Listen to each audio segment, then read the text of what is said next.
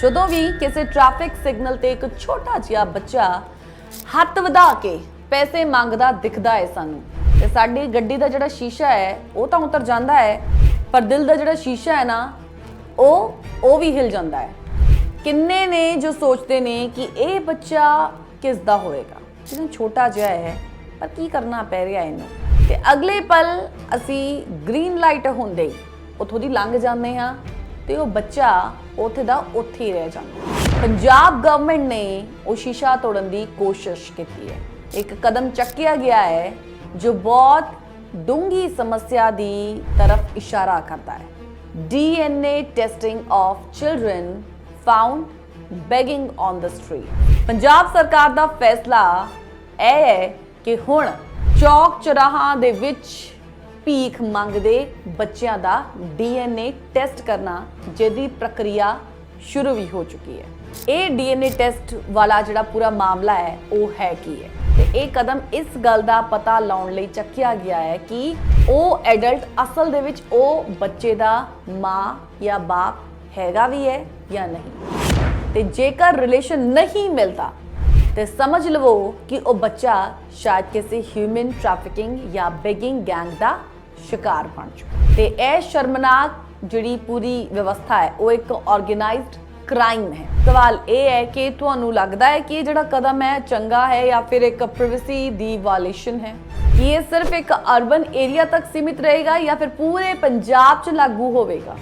ਕਿ ਸਰਕਾਰ ਦੇ ਕੋਲ ਇਨਫ ਸਿਸਟਮ ਤੇ ਟਾਈਮ ਹੈ ਇਹਨਾਂ ਕੇਸਿਸ ਨੂੰ ਹੈਂਡਲ ਕਰਨ ਦੇ ਲਈ? ਜੇਕਰ DNA ਟੈਸਟ ਪਾਸ ਹੋ ਗਿਆ, ਫਰਦਰ ਮੋਨੀਟਰਿੰਗ ਕਿੰਨੇ ਕੁ ਪੋਜ਼ਿਟਿਵ ਅਪਰੋਚ ਦੇ ਨਾਲ ਕੀਤੀ ਜਾਵੇਗੀ, ਤੇ ਜੇਕਰ DNA ਟੈਸਟਿੰਗ ਫੇਲ ਹੋ ਜਾਂਦੀ ਹੈ ਤੇ ਉਸ ਤੋਂ ਬਾਅਦ ਵੀ ਫਰਦਰ ਮੋਨੀਟਰਿੰਗ ਰਹਿਣ ਵਾਲੀ ਹੈ, ਇੱਕ ਵੱਡਾ ਐਕਸ਼ਨ ਲਿਆ ਜਾਣ ਵਾਲਾ ਹੈ, ਤੇ ਉਸ ਦੇ ਵਿੱਚ ਵੀ ਕਿੰਨੀ ਸਖਤਾਈ ਦੇ ਨਾਲ ਇਸ ਪੂਰੇ ਕੇਸ ਨੂੰ ਨਿਪਟਿਆ ਜਾਵੇਗਾ। ਕਿਉਂਕਿ ਜਦੋਂ ਗੱਲ ਕਿਸੇ ਬੱਚੇ ਦੀ ਜ਼ਿੰਦਗੀ ਦੀ ਹੋਵੇ ਤਾਂ ਹਰ ਕਦਮ ਤੇ ਅਕਾਊਂਟੇਬਿਲਿਟੀ ਬਹੁਤ ਜ਼ਿਆਦਾ ਜ਼ਰੂਰੀ ਹੁੰਦੀ ਹੈ।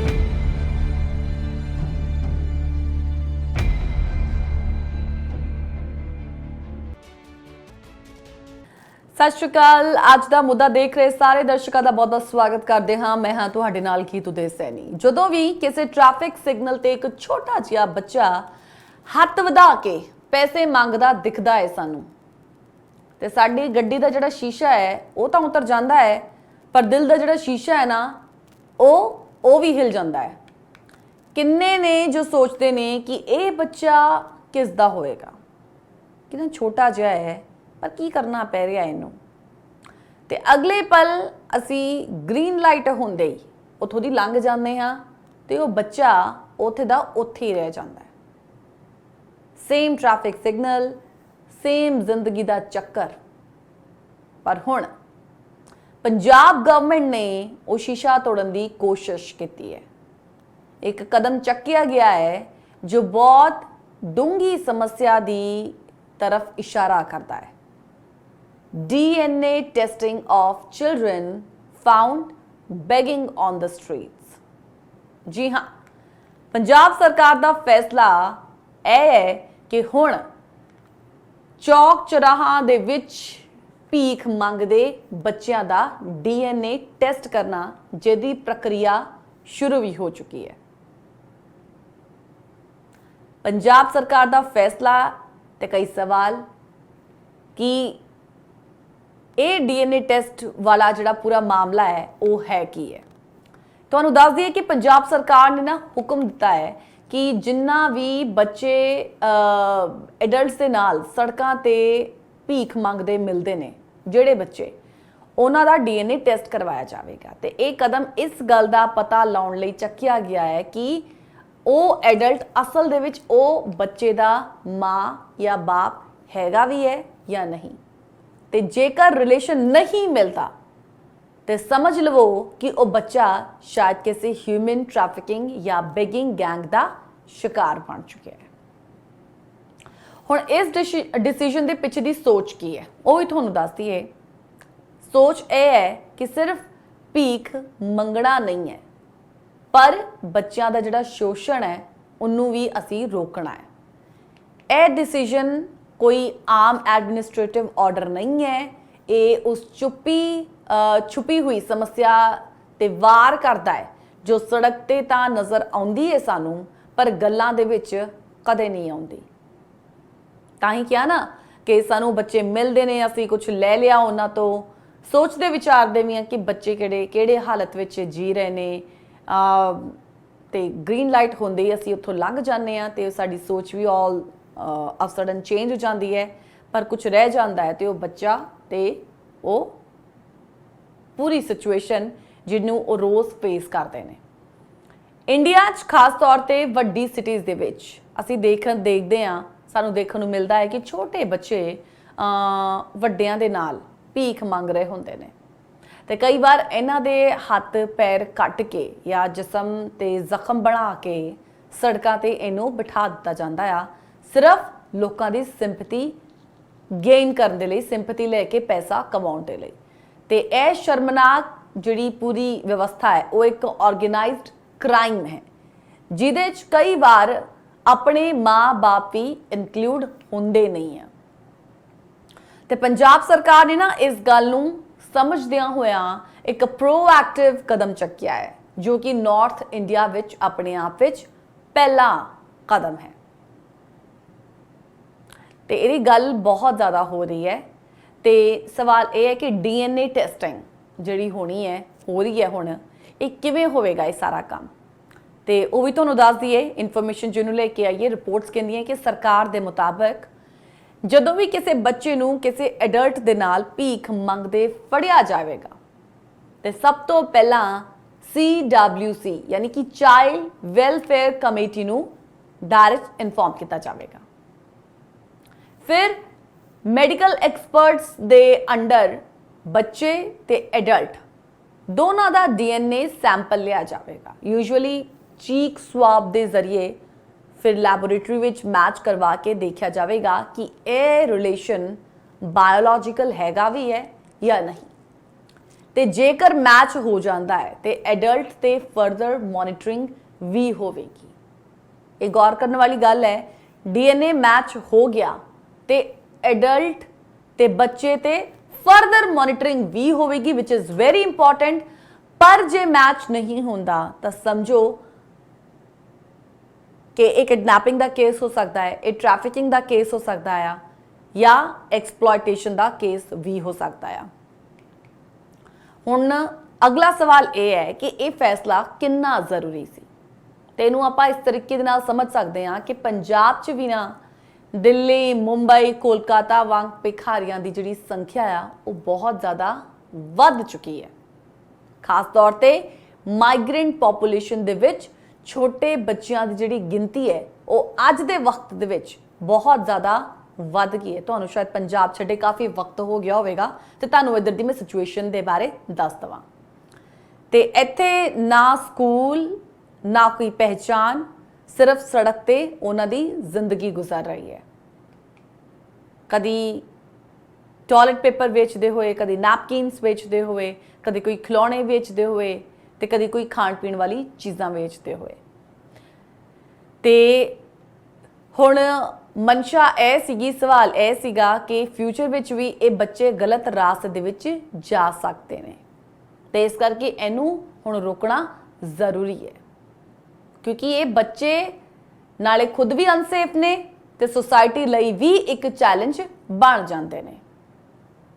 ਤੇ ਸੁਭਾਵਿਕ ਜੀ ਗੱਲ ਹੈ ਕਿ ਇਹ ਬੱਚੇ ਆਉਣ ਵਾਲੇ ਟਾਈਮ ਵਿੱਚ ਗਲਤ ਰਾਸਤੇ 'ਚ ਤੁਰ ਨਾ ਪੈਣ, ਇਸ ਦੇ ਲਈ ਹੁਣੇ ਹੀ ਇਸ ਚੀਜ਼ ਨੂੰ ਰੋਕਣਾ ਜ਼ਰੂਰੀ ਹੈ। ਇਸ ਲਈ ਇਹ ਫੈਸਲਾ ਜ਼ਰੂਰੀ ਸੀ।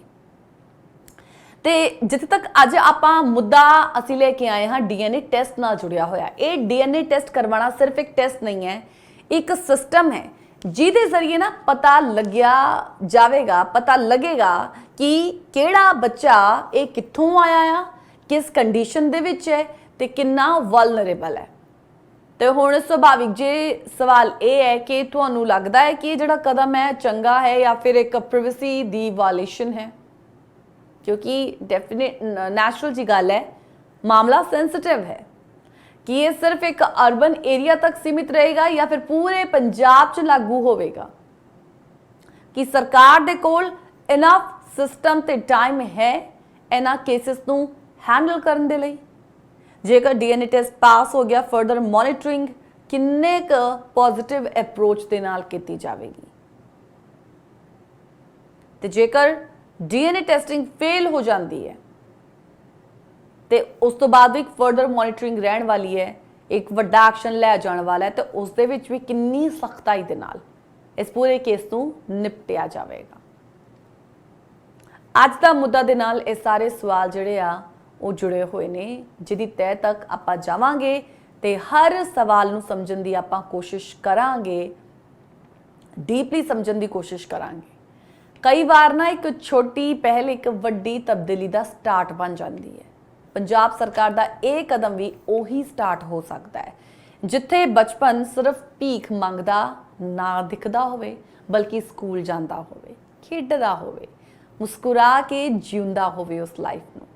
DNA ਟੈਸਟ ਸਿਰਫ ਇੱਕ ਨਿਸ਼ਾਨੀ ਹੈ, ਅਸਲੀ ਟੈਸਟ ਤਾਂ ਸਮਾਜ ਇੱਕ ਦਾ ਆਪਾਂ ਕਹੀਏ ਨਾ ਇੱਕ ਆਈਨਾ ਆ। ਇਹ ਇੱਕ ਸਾਡੀ ਸਮਝ ਦਾ ਇੱਕ ਪੂਰਾ ਟੈਸਟ ਹੈ, ਇੱਕ ਬ੍ਰੇਕ ਲਈ, ਕਿਉਂਕਿ ਆਪਾਂ ਰੁਕਦੇ ਹਾਂ, ਕਿਉਂਕਿ ਇਹ ਜਿਹੜੀ ਚੀਜ਼ਾਂ ਮੈਂ ਕਹਿ ਰਹੀ ਹਾਂ ਇਹਨੂੰ ਸੈਂਸਿਟਿਵਲੀ ਹੈਂਡਲ ਕਰਨਾ, ਉਹਨੂੰ ਸਮਝਣਾ, ਇਹ ਸਿਰਫ ਸਾਡੀ ਰਿਸਪੌਂਸਿਬਿਲਿਟੀ ਨਹੀਂ ਹੈ, ਬਲਕਿ ਹੁਣ ਇਹ ਗਵਰਨਮੈਂਟ ਦੀ ਰਿਸਪੌਂਸਿਬਿਲਿਟੀ ਹੋ ਚੁੱਕੀ ਹੈ ਕਿ ਉਹਨੂੰ ਇਹ ਕਿਸ ਤਰੀਕੇ ਨਾਲ ਹੈਂਡਲ ਕਰੇਗੀ। ਤੇ ਅਸੀਂ ਫਿਲਹਾਲ ਬ੍ਰੇਕ ਲਈ ਰੁਕਾਂਗੇ, ਲੇਕਿਨ ਬ੍ਰੇਕ ਤੋਂ ਬਾਅਦ ਅਸੀਂ ਕਵਰ ਕਰਾਂਗੇ ਪਬਲਿਕ ਰਿਐਕਸ਼ਨ, ਸੋਸ਼ਲ ਵਰਕਰ ਦੀ ਓਪੀਨੀਅਨ ਕੀ ਹੈ ਇਸ ਚੀਜ਼ ਨੂੰ ਲੈ ਕੇ, ਕਿਉਂਕਿ ਪ੍ਰਕਿਰਿਆ ਜਿਹੜੀ ਹੈ ਸ਼ੁਰੂ ਹੋ ਚੁੱਕੀ ਹੈ। ਤੇ ਜਿੱਥੇ ਆਪਾਂ ਕਹਿ ਰਹੇ ਹਾਂ ਕਿ ਕੱਲ ਦੀ ਜਦੋਂ ਪ੍ਰਕਿਰਿਆ ਸ਼ੁਰੂ ਹੋਈ ਹੈ ਤੇ ਸੋਸ਼ਲ ਮੀਡੀਆ ਤੇ ਇਹਨੂੰ ਲੈ ਕੇ ਕਾਫੀ ਜ਼ਿਆਦਾ ਗੱਲਾਂ ਹੋ ਰਹੀਆਂ ਨੇ। ਆਪਾਂ ਇਹ ਵੀ ਸਮਝਣ ਦੀ ਕੋਸ਼ਿਸ਼ ਕਰਾਂਗੇ ਕਿ ਲੀਗਲ ਕੰਸਰਨਸ ਕਿਹੜੇ ਨੇ, ਇੰਪਲੀਮੈਂਟੇਸ਼ਨ ਦਾ ਜਿਹੜਾ ਰੀਅਲ ਗਰਾਊਂਡ ਲੈਵਲ ਇਸ਼ੂ ਹੈ ਉਹ ਕਿਵੇਂ ਦਾ ਆ। ਤੇ ਇਹਨਾਂ ਚੀਜ਼ਾਂ ਨੂੰ ਸਮਝਣ ਦੇ ਲਈ ਸਾਨੂੰ ਵੀ ਛੋਟੇ ਜਿਹੇ ਬ੍ਰੇਕ ਲਈ ਰੁਕਣਾ ਪਵੇਗਾ, ਤੇ ਬ੍ਰੇਕ ਤੋਂ ਬਾਅਦ ਆਪਾਂ ਇਸ ਤੇ ਗੱਲ ਕਰਾਂਗੇ। ਤੁਸੀਂ ਵੀ ਜੁੜੇ ਰਹਿਣਾ ਪ੍ਰੋਗਰਾਮ ਦੇ ਐਂਡ ਤੱਕ। ਫਿਲਹਾਲ ਇੱਕ ਛੋਟਾ ਜਿਹਾ ਬ੍ਰੇਕ। ਕਹਿੰਦੇ ਨੇ ਕਿ ਇੱਕ ਕਦਮ ਸਰਕਾਰ ਦਾ ਹੁੰਦਾ ਹੈ ਤੇ 100 ਸਵਾਲ ਸਮਾਜ ਦੇ ਹੁੰਦੇ ਨੇ, ਤੇ ਉਹੀ ਹੋ ਰਿਹਾ ਹੈ। ਜਦੋਂ ਕੋਈ ਸਰਕਾਰੀ ਪਾਲਿਸੀ ਆਮ ਬੰਦੇ ਦੀ ਜ਼ਿੰਦਗੀ 'ਚ ਡਾਇਰੈਕਟ ਇੰਪੈਕਟ ਪਾਉਂਦੀ ਹੈ ਤਾਂ ਬਸ ਉਹ ਇੱਥੇ ਨਹੀਂ ਰੁਕਦੀ। ਸਮਾਜ, NGOs, ਸੋਸ਼ਲ ਵਰਕਰ, ਲਾਇਰਸ ਸਭ ਆਪਣੀ ਆਪਣੀ ਆਵਾਜ਼ ਉਠਾਉਂਦੇ ਨੇ, ਤੇ ਹੋਣਾ ਵੀ ਚਾਹੀਦਾ ਹੈ, ਕਿਉਂਕਿ ਜਦੋਂ ਗੱਲ ਕਿਸੇ ਬੱਚੇ ਦੀ ਜ਼ਿੰਦਗੀ ਦੀ ਹੋਵੇ ਤਾਂ ਹਰ ਕਦਮ ਤੇ ਅਕਾਊਂਟੇਬਿਲਿਟੀ ਬਹੁਤ ਜ਼ਿਆਦਾ ਜ਼ਰੂਰੀ ਹੁੰਦੀ ਹੈ। ਤੇ ਹੁਣ ਇਹ DNA ਟੈਸਟਿੰਗ ਨੂੰ ਲੈ ਕੇ ਲੋਕੀ ਕੀ ਕਹਿ ਰਹੇ ਨੇ। ਜਦੋਂ ਪੰਜਾਬ ਸਰਕਾਰ ਨੇ ਅਨਾਉਂਸ ਕੀਤਾ ਕਿ ਸੜਕਾਂ ਤੇ ਭੀਖ ਮੰਗਦੇ ਬੱਚਿਆਂ ਦਾ DNA ਟੈਸਟ ਕਰਵਾਇਆ ਜਾਵੇਗਾ ਤਾਂ ਲੋਕਾਂ 'ਚ ਮਿਕਸਡ ਰਿਐਕਸ਼ਨਸ ਦੇਖਣ ਨੂੰ ਮਿਲੇ। ਕਿਸੇ ਨੇ ਇਹਨੂੰ ਬਹੁਤ ਹੀ ਜ਼ਰੂਰੀ ਤੇ ਪੋਜ਼ਿਟਿਵ ਕਦਮ ਕਿਹਾ, ਤੇ ਕਿਸੇ ਨੇ ਇਸ ਗੱਲ ਤੋਂ ਆਪਣਾ ਡਰ ਜਿਹੜਾ ਆ ਉਹ ਜ਼ਾਹਿਰ ਕੀਤਾ, ਦਿਖਾਉਣ ਦੀ ਕੋਸ਼ਿਸ਼ ਕੀਤੀ ਹੈ ਕਿ ਇਹ ਤਾਂ ਵਧੀਆ ਗੱਲ ਹੈ, ਪਰ ਜੇ ਸਰਕਾਰ ਸਿਰਫ DNA ਟੈਸਟ ਕਰਕੇ ਛੱਡ ਦੇਵੇ ਤਾਂ ਕੋਈ ਫਰਦਰ ਐਕਸ਼ਨ ਨਾ ਹੋਵੇ ਤਾਂ ਕੀ ਫਾਇਦਾ। ਉਹੀ ਸਵਾਲ ਜਿਹੜਾ ਮੈਂ ਪਹਿਲਾਂ ਚੱਕ ਰਹੀ ਸੀਗੀ ਕਿ ਫਰਦਰ ਮੋਨੀਟਰਿੰਗ ਨੂੰ ਕਿੰਨਾ ਸੀਰੀਅਸਲੀ ਲਿਆ ਜਾਵੇਗਾ। ਸਰਕਾਰ ਕੋਲ ਇੰਨਾ ਟਾਈਮ, ਇੰਨਾ ਵਕਤ ਹੋਵੇਗਾ। ਲੋਕ ਕਿਡਨੈਪ ਕਰਕੇ ਬੱਚਿਆਂ ਨੂੰ ਲੈ ਕੇ ਸੜਕਾਂ ਤੇ ਬਿਠਾ ਦਿੰਦੇ ਨੇ, ਤੇ ਉਹ ਫੜੇ ਜਾਣਗੇ ਤਾਂ ਹੀ ਸੁਧਾਰ ਹੋਵੇਗਾ, ਇਹ ਵੀ ਲੋਕੀ ਕਹਿ ਰਹੇ ਨੇ। ਤੇ ਜ਼ਿਆਦਾਤਰ ਅਰਬਨ ਪੋਪੂਲੇਸ਼ਨ ਨੇ ਇਸ ਪਾਲਿਸੀ ਨੂੰ ਨਾ ਐਪਰੀਸ਼ੀਏਟ ਹੀ ਕੀਤਾ ਹੈ, ਪਰ ਰੂਰਲ ਏਰੀਆਜ਼ 'ਚ ਲੋਕ ਥੋੜੇ ਜਿਹੇ ਸਕੈਪਟੀਕਲ ਨੇ। ਉਹਨਾਂ ਨੂੰ ਲੱਗਦਾ ਹੈ ਕਿ ਸ਼ਾਇਦ ਸਰਕਾਰ ਇਹਨਾਂ DNA ਟੈਸਟ ਨੂੰ ਗਲਤ ਯੂਜ਼ ਕਰ ਸਕਦੀ ਹੈ ਜਾਂ ਮਿਸਯੂਜ਼ ਵੀ ਹੋ ਸਕਦਾ ਹੈ। ਤੇ ਜਿੱਥੇ ਤੱਕ ਹੁਣ ਸੋਸ਼ਲ ਵਰਕਰ ਤੇ NGOs ਦੀ ਰਾਏ ਹੈ, ਪੰਜਾਬ 'ਚ ਕਈ NGOs ਜਿਵੇਂ ਕਿ Bachpan Bachao Andolan, Save the Childhood Foundation, Childline India etcetera ਜੋ ਡਾਇਰੈਕਟਲੀ ਚਾਈਲਡ ਸੇਫਟੀ ਤੇ ਟ੍ਰੈਫਿਕਿੰਗ ਇਸ਼ੂਜ਼ ਤੇ ਕੰਮ ਕਰਦੇ ਨੇ, ਉਹਨਾਂ ਨੇ ਇਸ ਕਦਮ ਨੂੰ ਸਹੀ ਦਿਸ਼ਾ 'ਚ ਪਹਿਲਾ ਕਦਮ ਕਿਹਾ ਹੈ, ਪਰ ਉਹਨਾਂ ਦੇ ਕੁਝ ਕੰਸਰਨਸ ਵੀ ਨੇ, ਲਾਈਕ ਕੌਨਸੈਂਟ ਦਾ ਮਸਲਾ। ਜੇ ਬੱਚਾ ਛੋਟਾ ਹੈ ਤਾਂ DNA ਟੈਸਟ ਲਈ ਕਿਹਦੇ ਕੋਲੋਂ ਕੰਸੈਂਟ ਲਿਆ ਜਾਵੇਗਾ। Second, emotional trauma. ਜੇ ਕਿਸੇ ਬੱਚੇ ਨੂੰ ਪਤਾ ਲੱਗ ਜਾਵੇ ਕਿ ਉਹ ਐਡਲਟ ਉਹਦਾ ਮਾਂ-ਬਾਪ ਨਹੀਂ ਹੈ ਤਾਂ ਫਿਰ ਮੈਂਟਲ ਇੰਪੈਕਟ ਕਿੰਨਾ ਵੱਡਾ ਹੋਵੇਗਾ। ਐਂਡ ਤੀਸਰਾ, ਫਾਲੋ ਅਪ ਸਿਸਟਮ। ਜੇ ਮੈਚ ਨਹੀਂ ਹੁੰਦਾ ਤਾਂ ਫਿਰ ਉਹ ਬੱਚਾ ਕਿਵੇਂ ਸੰਭਾਲਿਆ ਜਾਵੇਗਾ। ਕਿਹਦੀ ਦੇਖ ਰੇਖ ਵਿੱਚ ਸੰਭਾਲਿਆ ਜਾਏਗਾ। ਚਾਈਲਡ ਕੇਅਰ ਹੋਮਸ ਦੀ ਕੈਪੈਸਿਟੀ ਕਿਉਂਕਿ ਆਲਰੇਡੀ ਬਹੁਤ ਜ਼ਿਆਦਾ ਲਿਮਿਟਿਡ ਹੈ ਪੰਜਾਬ ਦੇ ਵਿੱਚ, ਤੇ ਕਈ ਐਨਜੀਓਜ਼ ਨੇ ਨਾ ਹੁਣ ਸੁਜੈਸਟ ਕੀਤਾ ਹੈ ਕਿ ਇੱਕ ਪੈਰਲਲ ਰਿਹੈਬਿਲਿਟੇਸ਼ਨ ਸਿਸਟਮ ਬਣਾਇਆ ਜਾਵੇ ਜਿੱਥੇ ਉਹ ਬੱਚਾ ਸਿਰਫ ਸਿਸਟਮ 'ਚ ਰਿਕਾਰਡ ਨਾ ਹੋਵੇ ਬਲਕਿ ਸਕੂਲ ਜਾਵੇ, ਟ੍ਰੇਨਿੰਗ ਪਾਵੇ, ਨੋਰਮਲ ਜ਼ਿੰਦਗੀ 'ਚ ਵਾਪਸ ਆਵੇ। ਤੇ ਕਿਉਂਕਿ ਲੀਗਲ ਐਥੀਕਲ ਮੁੱਦੇ ਵੀ ਨੇ ਤੇ ਉਸ ਨੂੰ ਲੈ ਕੇ ਕਿਹਾ ਜਾ ਰਿਹਾ ਹੈ ਕਿ ਇਸ ਫੈਸਲੇ ਨਾਲ ਕਈ ਲੀਗਲ ਐਕਸਪਰਟਸ ਨੇ ਵੀ ਕੁਝ ਕਿਉਂਕਿ ਇੰਪੋਰਟੈਂਟ ਮੁੱਦੇ ਰੇਸ ਕੀਤੇ ਨੇ ਤੇ ਉਹ ਕਹਿੰਦੇ ਨੇ ਪ੍ਰਾਈਵੇਸੀ ਦੀ ਗੱਲ। ਡੀਐਨਏ ਟੈਸਟਿੰਗ ਇੱਕ ਸੈਂਸਿਟਿਵ ਮੈਟਰ ਹੁੰਦਾ ਹੈ। ਇੰਡੀਆ 'ਚ ਨਾ ਰਾਈਟ ਟੂ ਪ੍ਰਾਈਵੇਸੀ ਇੱਕ ਫੰਡਾਮੈਂਟਲ ਰਾਈਟ ਹੈ as per Supreme Court 2017 judgement. ਤਾਂ ਜੇ ਸਰਕਾਰ ਬਿਨਾਂ ਪ੍ਰੋਪਰ ਗਾਈਡਲਾਈਨਸ ਤੋਂ ਡੀਐਨਏ ਕਲੈਕਟ ਕਰਦੀ ਹੈ ਤਾਂ ਇਹ ਪ੍ਰਾਈਵੇਸੀ ਦਾ ਵਾਇਲੇਸ਼ਨ ਹੋ ਸਕਦਾ ਹੈ। In second, juvenile right, juvenile justice act ਤੇ यूएनसीआरसी ਮਾਫ ਕਰਨਾ ਜੀ, United Nation Convention on Right of Child ਦੇ ਅੰਡਰ ਹਰ ਬੱਚੇ ਨੂੰ ਡਿਗਨਿਟੀ, ਰਿਸਪੈਕਟ, ਇਮੋਸ਼ਨਲ ਸੇਫਟੀ ਦਾ ਰਾਈਟ ਹੈ ਤੇ ਕਈ ਵਾਰ ਟੈਸਟਿੰਗ ਵਿਦਆਊਟ ਇਨਫੋਰਮਡ ਕੰਸੈਂਟ ਇਹ ਨੋਰਮਸ ਨੂੰ ਤੋੜ ਸਕਦੀ ਹੈ ਤੇ ਇਸ ਚੀਜ਼ ਦਾ ਹਨਨ ਹੋਵੇਗਾ ਤੇ ਨੈਚੁਰਲ ਜੀ ਗੱਲ ਸਵਾਲ ਉੱਠਣਗੇ ਬਿਕਾਜ਼ ਮਾਮਲਾ ਸੈਂਸਿਟਿਵ ਹੈ। ਐਂਡ ਤੀਸਰਾ ਹੋ ਸਕਦਾ ਹੈ ਐਵੀਡੈਂਸ ਦਾ ਮਿਸਯੂਜ਼, ਜੋ ਕਿ ਸੋਸ਼ਲ ਮੀਡੀਆ ਤੇ ਵੀ ਗੱਲ ਹੋ ਰਹੀ ਹੈ ਕਿ ਹੋ ਸਕਦਾ ਹੈ ਕਿ ਇਸ ਡੀਐਨਏ ਸੈਂਪਲਸ ਦਾ ਗਲਤ ਇਸਤੇਮਾਲ ਕੀਤਾ ਜਾਵੇ। ਜੇ ਡੀਐਨਏ ਡੇਟਾ ਸਟੋਰ ਕੀਤਾ ਜਾਂਦਾ ਹੈ ਫਿਊਚਰ ਲਈ ਤਾਂ ਮਿਸਯੂਜ਼ ਹੋਣ ਦਾ ਡਰ ਵੀ ਹਮੇਸ਼ਾ ਰਹੇਗਾ, ਖਾਸ ਕਰ ਮਾਈਨੋਰਿਟੀਜ਼ ਜਾਂ ਮਾਈਗ੍ਰੈਂਟ ਪੋਪੂਲੇਸ਼ਨਸ ਲਈ।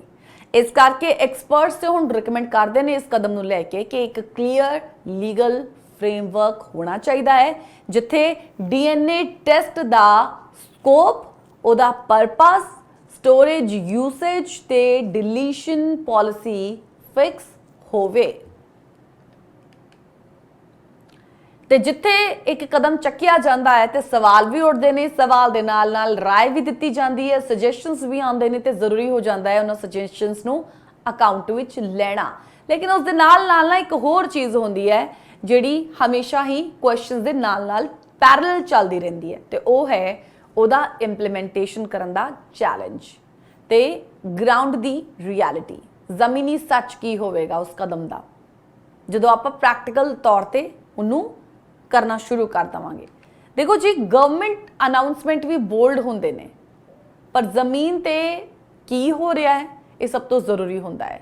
ਜੇ ਕਿਸੇ ਸਿਗਨਲ ਤੇ ਬੱਚਾ ਫੜਿਆ ਜਾਂਦਾ ਹੈ ਤਾਂ ਫਿਰ ਪੁਲਿਸ ਸਟੇਸ਼ਨ ਦੀ ਅਪਰੋਚ ਕੀ ਹੋਵੇਗੀ, ਚਾਈਲਡ ਲਾਈਨ ਜਾਂ CWC ਦੇ ਨਾਲ ਕੋਆਰਡੀਨੇਸ਼ਨ ਕਿਵੇਂ ਹੋਵੇਗਾ, ਡੀਐਨਏ ਲੈਬ ਕਿੱਥੋਂ ਐਕਸੈਸ ਹੋਵੇਗੀ, ਰਿਪੋਰਟ ਕਦ ਤੱਕ ਆਏਗੀ, ਉਸ ਟਾਈਮ ਤੱਕ ਬੱਚੇ ਨੂੰ ਕਿੱਥੇ ਰੱਖਿਆ ਜਾਵੇਗਾ ਤੇ ਉਸ ਵਕਤ ਜਿਹੜਾ ਉਸ ਤੇ ਕੋਈ ਇੰਪੈਕਟ ਪੈ ਰਿਹਾ ਹੋਵੇਗਾ ਉਸ ਨੂੰ ਕਿਸ ਤਰੀਕੇ ਨਾਲ ਹੈਂਡਲ ਕੀਤਾ ਜਾਵੇਗਾ, ਕੌਣ ਉਹਦੀ ਰਿਸਪੌਂਸਿਬਿਲਿਟੀ ਚੱਕੇਗਾ।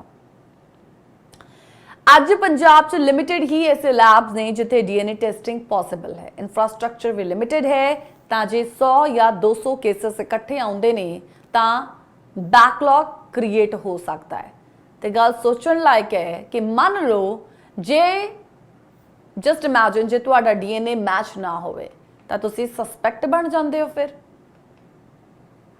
ਕਿੰਨਾ ਈਜ਼ੀ ਹੋਵੇਗਾ ਇਨੋਸੈਂਟ ਮਾਈਗ੍ਰੈਂਟ ਪੈਰੈਂਟਸ ਲਈ ਆਪਣੇ ਆਪ ਨੂੰ ਪ੍ਰੂਵ ਕਰਨਾ, ਕਿਉਂਕਿ ਮਾਮਲਾ ਸੈਂਸਿਟਿਵ ਹੈ ਕਿ ਸਰਕਾਰ ਇਮੋਸ਼ਨਲ ਕਾਉਂਸਲਿੰਗ ਵੀ ਪ੍ਰੋਵਾਈਡ ਕਰੇਗੀ ਇਹਨਾਂ ਬੱਚਿਆਂ ਨੂੰ।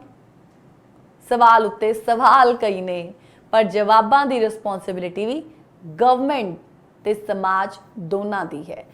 ਡੀਐਨਏ ਟੈਸਟ ਸਿਰਫ ਸਾਇੰਟਿਫਿਕ ਟੈਕਨੀਕ ਨਹੀਂ, ਇੱਕ ਸੈਂਸਿਟਿਵ ਇਸ਼ੂ ਹੈ ਜਿੱਥੇ ਹਰ ਕਦਮ ਤਹਿਜ਼ੀਬ, ਐਮਪੈਥੀ ਤੇ ਕਾਨੂੰਨ ਦੇ ਦਾਇਰੇ ਵਿੱਚ ਹੋਣਾ ਚਾਹੀਦਾ ਹੈ।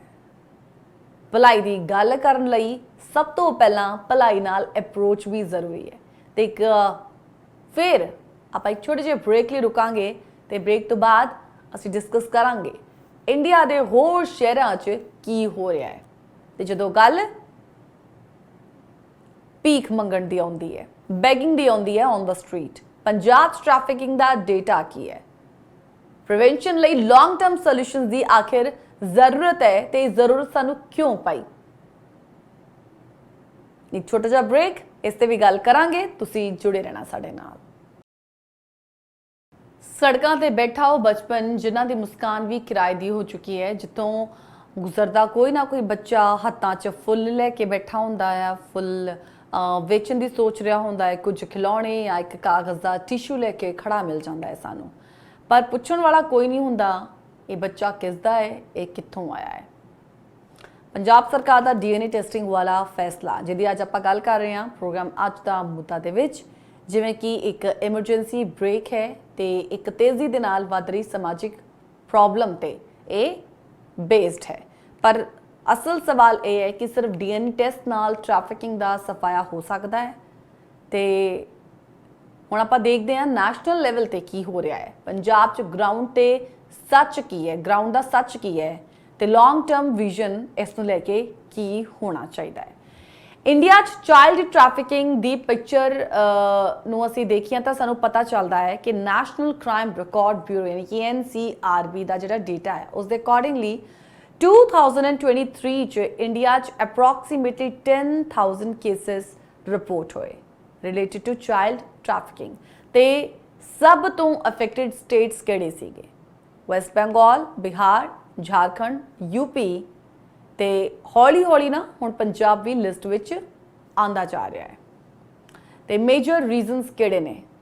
ਆਬਵੀਅਸ ਜੀ ਗੱਲ ਹੈ, it's poverty, it's unemployment, it's migration ਤੇ ਵੀਕ ਐਨਫੋਰਸਮੈਂਟ। ਦਿੱਲੀ ਜਾਂ ਮੁੰਬਈ ਵਰਗੇ ਮੈਟਰੋਪੋਲੀਟਨ ਸ਼ਹਿਰਾਂ ਦੇ ਵਿੱਚ NGOs ਨੇ ਮਿਲ ਕੇ ਐਕਟਿਵ ਰੈਸਕਿਊ ਆਪਰੇਸ਼ਨਸ ਤੇ ਕਈ ਰਿਹੈਬਿਲਿਟੇਸ਼ਨ ਸਕੂਲਸ ਤੇ ਟਰਾਮਾ ਕਾਉਂਸਲਿੰਗ ਸੈਂਟਰਸ ਬਣਾਏ ਨੇ। ਚਾਈਲਡ ਵੈਲਫੇਅਰ ਕਮੇਟੀਜ਼ ਯਾਨੀ ਕਿ CWCs ਰੈਗੂਲਰ ਮੋਨੀਟਰਿੰਗ ਕਰ ਰਹੇ ਨੇ ਕਿ ਕਿਸੇ ਵੀ ਰੈਸਕਿਊ ਕੇਸਿਸ 'ਚ ਜਿਹੜਾ ਬੱਚਾ ਆ ਉਸ ਦਾ ਰਿਹੈਬਿਲਿਟੇਸ਼ਨ ਪ੍ਰੋਪਰ ਤਰੀਕੇ ਦੇ ਨਾਲ ਹੋਵੇ। ਹੁਣ ਜਦੋਂ ਪੰਜਾਬ ਦੀ ਗੱਲ ਕਰਦੇ ਹਾਂ ਤੇ ਪੰਜਾਬ 'ਚ ਟ੍ਰੈਫਿਕਿੰਗ ਤੇ ਬੈਗਿੰਗ ਰੈਕਟ ਤੇ ਹੈ, ਪਰ ਇਸ ਦੇ ਪਿੱਛੇ ਦੀ ਜਿਹੜੀ ਸੱਚਾਈ ਹੈ ਉਹ ਕੀ ਹੈ? ਪੰਜਾਬ ਦੀ ਸੋਸ਼ਲ ਰਿਐਲਿਟੀ 'ਚ ਇਹਦਾ ਦੇ ਜਿਹੜੇ ਕੇਸਿਸ ਨੇ ਉਹ ਜ਼ਿਆਦਾਤਰ ਮਾਈਗ੍ਰੈਂਟ ਪੋਪੂਲੇਸ਼ਨ ਦੇ ਨਾਲ ਜੁੜੇ ਹੋਏ ਨੇ। ਬਿਹਾਰ, UP, MP, ਝਾਰਖੰਡ, ਬੰਗਾਲ ਤੋਂ ਆਈ ਫੈਮਿਲੀਜ਼ ਜਿਨ੍ਹਾਂ ਦੇ ਕੋਲ ਨਾ ਘਰ ਹੈ ਤੇ ਨਾ ਕੰਮ ਹੈ ਉਹਨਾਂ ਦੇ ਕੋਲ, ਤੇ ਉਹਨਾਂ ਦੇ ਬੱਚੇ ਸੜਕਾਂ ਤੇ ਭੇਜ ਦਿੱਤੇ ਜਾਂਦੇ ਨੇ। ਕਈ ਵਾਰ ਆਪਾਂ ਇੱਥੇ ਇਹ ਵੀ ਦੇਖਦੇ ਹਾਂ ਕਿ ਭੀਖ ਨਹੀਂ ਮੰਗ ਰਹੇ ਹੁੰਦੇ, ਲੇਕਿਨ ਕਈ ਵਾਰ ਨਾ ਇੱਕ ਪੂਰਾ ਪਰਿਵਾਰ ਕਿਸੇ ਹੋਰ ਸਟੇਟ ਦਾ ਉਹ ਕਿਸੇ ਤੋਂ ਮਦਦ ਮੰਗਦਾ ਹੈ ਤੇ ਬੋਲਦਾ ਹੈ ਕਿ ਸਾਡੀ ਜਿਹੜੀ ਸਾਰਾ ਸਮਾਨ ਵੀ ਹੁੰਦਾ ਉਹਨਾਂ ਕੋਲ, ਤੇ ਕਹਿੰਦੇ ਆ ਕਿ ਸਾਡਾ ਜਿਹੜਾ ਆ ਉਹ ਚੋਰੀ ਹੋ ਗਈ ਹੈ, ਪਰਸ ਚੋਰੀ ਕਰ ਲਿੱਤਾ ਗਿਆ ਤੇ ਸਾਡੇ ਕੋਲ ਪੈਸੇ ਨਹੀਂ ਹੈਗੇ, ਸਾਨੂੰ ਟਿਕਟ ਲਈ ਪੈਸੇ ਚਾਹੀਦੇ ਨੇ। ਤੇ ਇੱਦਾਂ ਦੇ ਕਈ ਕੇਸਿਸ ਸਾਹਮਣੇ ਆਉਂਦੇ ਨੇ। ਮਤਲਬ ਇੱਕ ਪਲਾਨਡ ਤਰੀਕੇ ਦੇ ਨਾਲ ਕਿਸ ਤਰੀਕੇ ਨਾਲ ਲੋਕਾਂ ਨੂੰ ਫੂਲ ਬਣਾਇਆ ਜਾਂਦਾ ਹੈ। ਤੇ ਹੁਣ ਪ੍ਰੋਬਲਮਸ ਕਾਫੀ ਸਾਰੀਆਂ ਇੱਥੇ ਵੀ ਵੱਧ ਰਹੀਆਂ ਨੇ। ਸੋਸ਼ਲ ਵਰਕਰਸ ਤੇ ਮੀਡੀਆ ਇਨਵੈਸਟੀਗੇਸ਼ਨ ਦੇ ਨਾਲ ਕੁਝ ਸ਼ੌਕਿੰਗ ਰਿਐਲਿਟੀਜ਼ ਸਾਹਮਣੇ ਆਈਆਂ ਨੇ, ਜਿੱਦਾਂ ਮੈਂ ਜ਼ਿਕਰ ਹੁਣੇ ਕੀਤਾ, ਕਿਉਂਕਿ ਕਈ ਕੇਸਿਸ 'ਚ ਨਾ ਬੱਚੇ ਰੈਂਟ ਤੇ ਵੀ ਮਿਲਦੇ ਨੇ। ਇੱਕ ਦਿਨ ਦਾ 300 ਰੁਪਇਆ, 2 ਦਿਨ ਦਾ 500 ਰੁਪਇਆ, ਤੇ ਕਿਤੇ ਕਿਤੇ ਬੈਗਿੰਗ ਮਾਫੀਆਸ ਜਿਹੜੇ ਹੈਗੇ ਨੇ ਉਹ ਬੱਚਿਆਂ ਨੂੰ ਡਰੱਗਸ ਦੇ ਜਿਹੜਾ ਐਡਿਕਟ ਬਣਾ ਕੇ ਉਹਨਾਂ ਨੂੰ ਕੰਟਰੋਲ ਕਰਦੇ ਨੇ।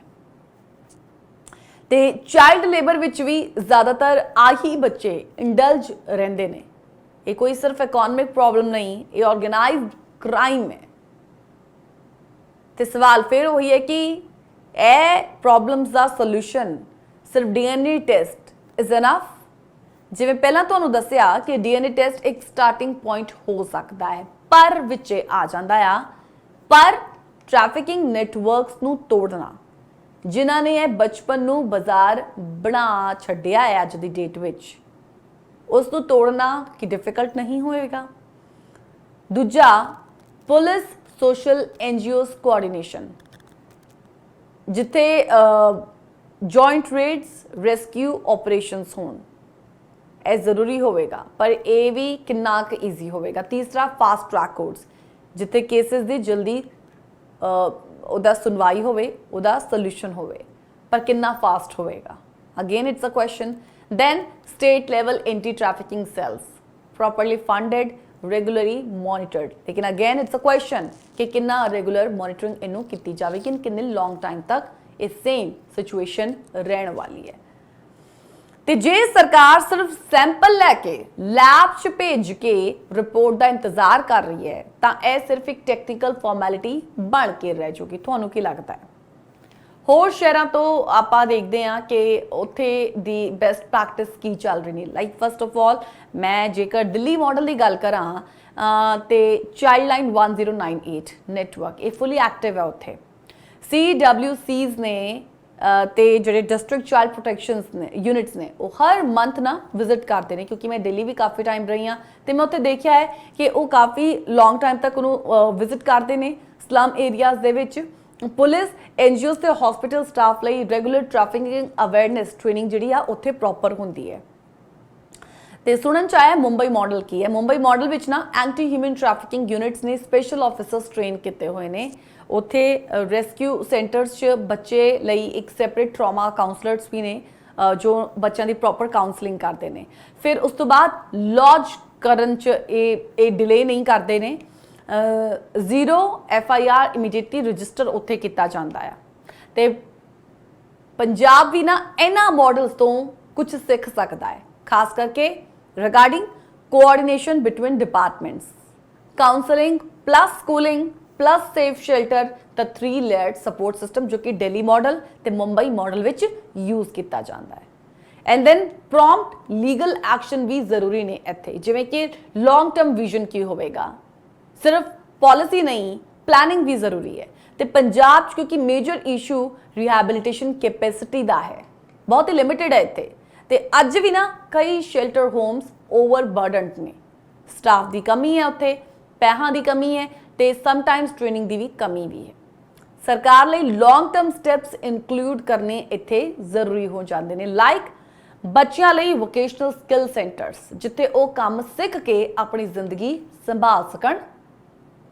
ਮਦਰ ਚਾਈਲਡ ਹੌਸਟਲਸ ਜਿੱਥੇ ਸਿੰਗਲ ਮਦਰ ਜਾਂ ਰੈਸਕਿਊਡ ਬੱਚੇ ਸਿਕਿਉਰ ਫੀਲ ਕਰ ਸਕਣ।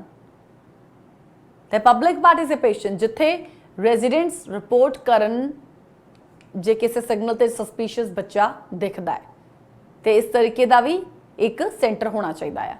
ਤੇ ਕਾਮਨ ਜੇ ਸਵਾਲ ਨੇ ਕਿ ਅਸੀਂ ਸੋਸ਼ਲ ਮੀਡੀਆ 'ਚ ਇੱਕ ਫੋਟੋ ਪੋਸਟ ਕਰਕੇ ਆਪਣੀ ਡਿਊਟੀ ਸਮਝ ਲੈਂਦੇ ਹਾਂ। ਜੇ ਤੁਸੀਂ ਸੜਕ ਤੇ ਇੱਕ 4 ਸਾਲ ਦਾ ਬੱਚਾ ਵੇਖੋ ਬੈਗਿੰਗ ਦੀ ਹਾਲਤ ਵਿੱਚ, ਕਿ ਤੁਸੀਂ ਇਗਨੋਰ ਕਰੋਗੇ ਜਾਂ 1098 ਤੇ ਕਾਲ ਕਰੋਗੇ? ਹੁਣ ਸਰਕਾਰ ਕੇਵਲ ਡੇਟਾ ਕਲੈਕਟ ਕਰ ਰਹੀ ਹੈ ਜਾਂ ਬੱਚੇ ਦੀ ਜ਼ਿੰਦਗੀ ਸੰਭਾਲਣ ਦੀ ਪਲੈਨਿੰਗ ਵੀ ਹੈ? ਤੇ ਅੱਜ ਦਾ ਮੁੱਦਾ ਸਿਰਫ DNA ਟੈਸਟ ਨਹੀਂ, ਅੱਜ ਦਾ ਮੁੱਦਾ ਇਹ ਹੈ ਕਿ ਕਿਸ ਸੁਸਾਇਟੀ ਵਿੱਚ ਅਸੀਂ ਜੀ ਰਹੇ ਹਾਂ ਜਿੱਥੇ ਇੱਕ ਬੱਚੇ ਦੀ ਪਹਿਚਾਨ ਵੀ ਅਨਸਰਟਨ ਹੈ। ਪਰ ਜੇ ਅੱਜ ਅਸੀਂ ਮਿਲ ਕੇ ਛੋਟੀ ਛੋਟੀ ਹਾਲਤ ਸੁਧਾਰ ਆਪਣੀ ਲੈ ਕੇ ਆਈਏ ਤਾਂ ਕੱਲ ਨੂੰ ਆਹੀ ਬੱਚੇ ਆਹੀ ਪੰਜਾਬ ਦਾ ਫਿਊਚਰ ਬਣ ਸਕਦੇ ਨੇ। ਤੇ ਇੱਕ ਸਿਕਿਉਰ ਬਚਪਨ ਹੀ ਇੱਕ ਸੇਫ ਟੁਮਾਰੋ ਦੀ ਗਾਰੰਟੀ ਬਣ ਜਾਊਗਾ। ਫਿਲਹਾਲ ਆਪਾਂ ਇੱਥੇ ਇੱਕ ਹੋਰ ਬ੍ਰੇਕ ਲਈ ਰੁਕਾਂਗੇ ਤੇ ਬ੍ਰੇਕ ਤੋਂ ਬਾਅਦ ਸਮਝਾਂਗੇ ਕਿ how different countries handle child begging, human trafficking and identity verifications like DNA testing. ਕਿਸ ਰਾਹ ਤੇ ਨੇ ਉਹ ਤੇ ਇਹਨੂੰ ਲੈ ਕੇ ਤੁਸੀਂ ਵਧੀਆ ਆਪਣਾ ਇੱਕ ਜਿਹੜਾ ਪਰਸਪੈਕਟਿਵ ਸਾਡੇ ਨਾਲ ਸ਼ੇਅਰ ਕਰ ਸਕਦੇ ਹੋ, ਕਿਉਂਕਿ ਪ੍ਰੋਗਰਾਮ ਦੇ ਐਂਡ ਵਿੱਚ ਇੱਕ ਈਮੇਲ ਆਈਡੀ ਤੁਹਾਡੇ ਤੋਂ ਸ਼ੇਅਰ ਕੀਤੀ ਜਾਂਦੀ ਹੈ ਤੇ ਉਸ ਦੇ ਉੱਤੇ ਤੁਸੀਂ ਆਪਣਾ ਫੀਡਬੈਕ ਸਾਨੂੰ ਦੇ ਸਕਦੇ ਹੋ। ਫਿਲਹਾਲ ਸਾਡਾ ਇਸ ਤੇ ਕੀ ਪਰਸਪੈਕਟਿਵ ਹੈ ਉਹ ਅਸੀਂ ਤੁਹਾਡੇ ਨਾਲ ਸ਼ੇਅਰ ਕਰਾਂਗੇ ਤੇ ਫਿਲਹਾਲ ਇੱਕ ਛੋਟੇ ਜਿਹੇ ਬ੍ਰੇਕ ਲਈ ਰੁਕਾਂਗੇ। ਸਭ ਤੋਂ ਪਹਿਲਾਂ ਜਦੋਂ ਕੋਈ ਸਰਕਾਰ ਕਿਸੇ ਸੈਂਸਿਟਿਵ ਤੇ ਸੰਵੇਦਨਸ਼ੀਲ ਇਸ਼ੂ ਤੇ ਕਦਮ ਉਠਾਉਂਦੀ ਹੈ ਤਾਂ ਉਹਦੇ ਪਿੱਛੇ ਕਈ ਮਿਸਾਲਾਂ, ਤਜਰਬੇ ਤੇ ਗਲੋਬਲ ਸੋਚ ਜ਼ਰੂਰੀ ਹੁੰਦੀ ਹੈ। ਪੰਜਾਬ ਸਰਕਾਰ ਨੇ ਜਦੋਂ ਇਹ ਫੈਸਲਾ ਕੀਤਾ ਕਿ ਰੋਡ ਤੇ ਬੈਗਿੰਗ ਕਰਦੇ ਬੱਚਿਆਂ ਦੇ DNA ਟੈਸਟ ਕਰਵਾਏ ਜਾਣ ਤਾਂ ਉਹ ਸਿਰਫ ਇੱਕ ਮੈਡੀਕਲ ਜਾਂ ਲੀਗਲ ਪ੍ਰੋਸੈਸ ਨਹੀਂ ਬਲਕਿ ਇੱਕ ਬੋਲਡ ਸੋਸ਼ਲ ਇੰਟਰਵੈਂਸ਼ਨ ਹੈ। ਤੇ ਇਸੇ ਕੰਟੈਕਸਟ ਵਿੱਚ ਜ਼ਰੂਰੀ ਹੈ ਕਿ ਅਸੀਂ ਵੇਖੀਏ ਕਿ ਦੁਨੀਆ ਦੇ ਹੋਰ ਦੇਸ਼ ਇਸ ਤਰੀਕੇ ਦੇ ਇਸ਼ੂਜ਼ ਨੂੰ ਕਿੰਨੇ ਸੀਰੀਅਸ ਤਰੀਕੇ ਦੇ ਨਾਲ ਟੈਕਲ ਕਰਦੇ ਨੇ ਤਾਂ ਜੋ ਪੰਜਾਬ ਦੀ ਸਟ੍ਰੈਟਜੀ ਨੂੰ ਕੰਪੇਅਰ ਕਰਕੇ ਅਸੀਂ ਸਮਝ ਸਕੀਏ ਕਿ ਸਹੀ ਦਿਸ਼ਾ ਵਿੱਚ ਅਸੀਂ ਜਾ ਵੀ ਰਹੇ ਹਾਂ ਜਾਂ ਫਿਰ ਨਹੀਂ। ਤੇ ਇਸ ਸੀਰੀਜ਼ ਦੇ ਵਿੱਚ ਸਭ ਤੋਂ ਪਹਿਲਾਂ ਗੱਲ ਕਰਨੀ ਜ਼ਰੂਰੀ ਹੈ UK ਦੀ, ਕਿਉਂਕਿ ਉੱਥੇ ਸਟਰੋਂਗ ਚਾਈਲਡ ਪ੍ਰੋਟੈਕਸ਼ਨ ਲਾਅ ਹੈ। UK 'ਚ ਨਾ ਚਾਈਲਡ ਬੈਗਿੰਗ ਨੂੰ direct farm of child abuse ਮੰਨਿਆ ਜਾਂਦਾ ਹੈ। ਉੱਥੇ CPS ਯਾਨੀ ਕਿ ਚਾਈਲਡ ਪ੍ਰੋਟੈਕਸ਼ਨ ਸਰਵਿਸਿਜ਼ ਬਹੁਤ ਸਟਰੋਂਗ ਨੇ ਜੇ ਕਿਸੇ ਵੀ ਬੱਚੇ ਨੂੰ ਬਿਨਾਂ ਗਾਰਡੀਅਨ ਜਾਂ ਸਸਪੀਸ਼ੀਅਸ ਕੰਡੀਸ਼ਨ 'ਚ ਕੋਈ ਬੱਚਾ ਜੇ ਮਿਲਦਾ ਹੈ ਤਾਂ CPS ਤੁਰੰਤ ਇੰਟਰਵੈਂਸ਼ਨ ਕਰਦਾ ਹੈ ਤੇ ਬਹੁਤ ਵਾਰ DNA ਟੈਸਟ ਯੂਜ਼ ਕੀਤੇ ਜਾਂਦੇ ਨੇ ਜਿੱਥੇ ਪੈਰੈਂਟਲ ਕਲੇਮ ਡਾਊਟਫੁਲ ਹੋਵੇ। ਤੇ ਇਹ ਸਿਸਟਮ 'ਚ ਫੋਕਸ ਸਿਰਫ ਲੀਗਲ ਐਕਸ਼ਨ ਨਹੀਂ ਬਲਕਿ ਬੱਚੇ ਨੂੰ ਸੇਫ ਫੋਸਟਰ ਕੇਅਰ ਵਿੱਚ ਲੈ ਕੇ ਜਾਣਾ ਹੁੰਦਾ ਹੈ। ਪੰਜਾਬ 'ਚ ਵੀ ਇਹ ਮਾਡਲ ਇੰਪਲੀਮੈਂਟ ਕੀਤਾ ਜਾ ਸਕਦਾ ਹੈ ਜਿੱਥੇ DNA ਟੈਸਟ ਦੇ ਨਾਲ ਨਾਲ ਇੱਕ ਰੀਹੈਬ ਪਲਾਨ ਵੀ ਪੈਰਲਲ ਥਾਂ ਤੇ ਚੱਲੇ। ਤੇ USA ਦੀ ਗੱਲ ਕਰੀਏ ਤੇ ਉੱਥੇ TVPA ਹੈ। ਇਹ ਸਿਸਟਮ ਹੈ ਯਾਨੀ ਕਿ trafficking victims protection act. USA ਦੇ ਵਿੱਚ ਚਾਈਲਡ ਟ੍ਰੈਫਿਕਿੰਗ ਨੂੰ ਲੈ ਕੇ 2000 ਤੋਂ ਹੀ ਇੱਕ ਡੈਡੀਕੇਟਿਡ ਲਾਅ ਹੈ TVPA ਤੇ ਇਸ ਦੇ ਤਹਿਤ ਕੋਈ ਵੀ ਮਾਈਨਰ ਜੇ ਟ੍ਰੈਫਿਕਿੰਗ ਦਾ ਸ਼ਿਕਾਰ ਮਿਲਦਾ ਹੈ ਤਾਂ ਉਹਨੂੰ ਪਹਿਲਾਂ ਵਿਕਟਿਮ ਮੰਨ ਕੇ ਪ੍ਰੋਟੈਕਸ਼ਨ ਸ਼ੈਲਟਰ ਤੇ ਮੈਡੀਕਲ ਸਪੋਰਟ ਦਿੱਤੀ ਜਾਂਦੀ ਹੈ। And then identification process DNA testing ਇੱਕ ਆਪਸ਼ਨਲ ਬਟ ਪਾਵਰਫੁਲ ਟੂਲ ਹੈ ਖਾਸ ਕਰ ਜਦੋਂ ਬੱਚਿਆਂ ਨੂੰ ਇੰਟਰਨੈਸ਼ਨਲ ਬਾਰਡਰ ਤੇ ਰੈਸਕਿਊ ਕੀਤਾ ਜਾਂਦਾ ਹੋਵੇ। ਐਂਡ USA ਦੇ ਵਿੱਚ ਫੈਡਰਲ ਏਜੰਸੀਜ਼ ਤੇ NGOs ਦਾ ਜਿਹੜਾ ਕੋਆਰਡੀਨੇਸ਼ਨ ਹੈ ਉਹ ਵੀ ਬੜਾ ਸਟਰੋਂਗ ਹੈ ਤੇ ਪੰਜਾਬ 'ਚ ਵੀ ਇਦਾਂ ਦੇ ਇੱਕ inter agency coordination framework develop ਹੋ ਸਕਦਾ ਹੈ ਜਿੱਥੇ child line services police social worker ਤੇ ਫੋਰੈਂਸਿਕ ਲੈਬਸ ਇਕੱਠੇ ਕੰਮ ਕਰ ਸਕਣ। ਤੇ ਇਸ ਲੜੀ ਵਿੱਚ ਤੀਜਾ ਨਾਂ ਆਉਂਦਾ ਹੈ ਫਰਾਂਸ ਦਾ ਜਿੱਥੇ ਸਟਰੀਟ ਚਿਲਡਰਨ ਕ੍ਰਾਈਸਿਸ ਤੇ ਲੀਗਲ ਗਾਰਡੀਅਨਸ਼ਿਪ ਦਾ ਜ਼ਿਕਰ ਆਉਂਦਾ ਹੈ। ਉੱਥੇ ਨਾ ਇਹ ਇਸ਼ੂ ਬਹੁਤ ਵੱਡਾ ਹੈ।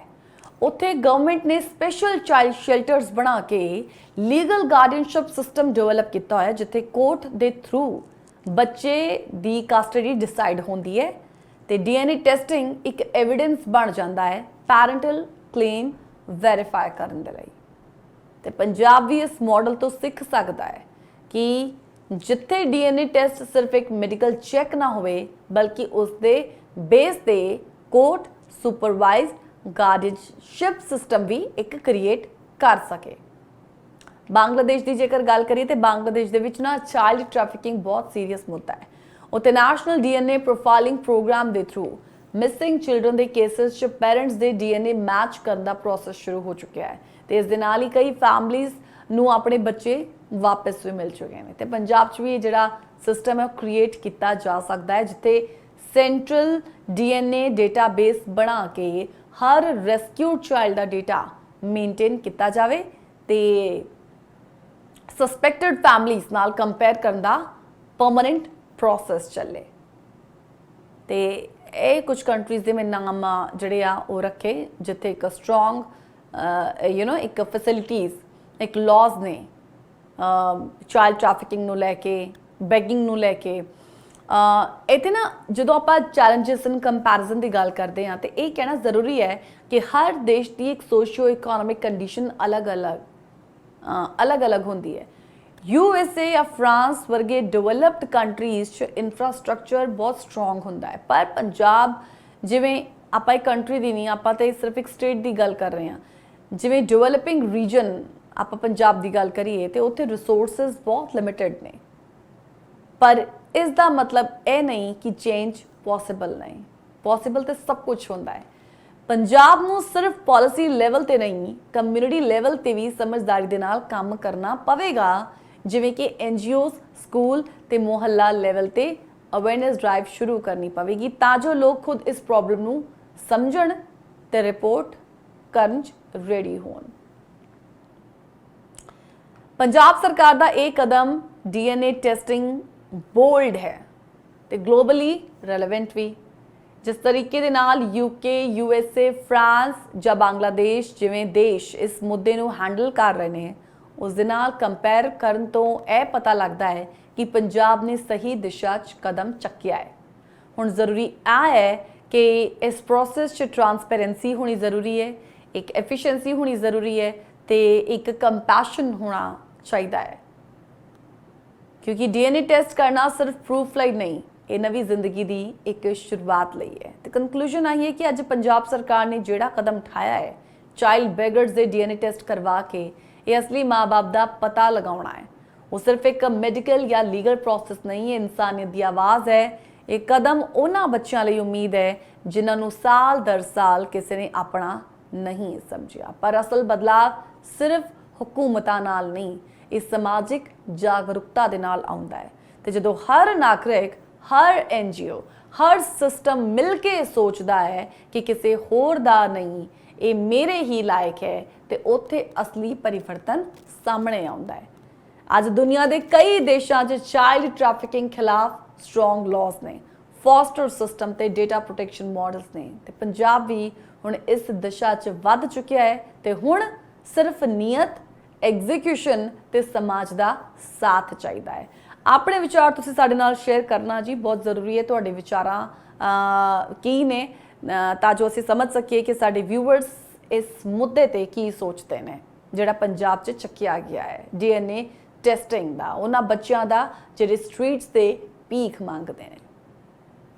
ਆਪਣਾ ਫੀਡਬੈਕ ਦੇਣ ਦੇ ਲਈ ਤੁਸੀਂ info@justbroadcasting.com ਤੇ ਮੈਨੂੰ CC ਕਰ ਸਕਦੇ ਹੋ geet@justbroadcasting.com। ਤੇ ਇਸ ਦੇ ਨਾਲ ਹੀ ਹੁਣ ਕੱਲ ਹਾਜ਼ਰ ਹੋਵਾਂਗੇ ਇੱਕ ਨਵੇਂ ਵਿਸ਼ੇ ਦੇ ਨਾਲ, ਅੱਜ ਦਾ ਮੁੱਦਾ ਲੈ ਕੇ। ਤਦ ਤੱਕ ਲਈ ਜੁੜੇ ਰਹੋ ਜਸਟ ਪੰਜਾਬੀ ਦੇ ਨਾਲ ਫॉर मोर प्रोग्राम्स। सत श्री अकाल, रब रखा।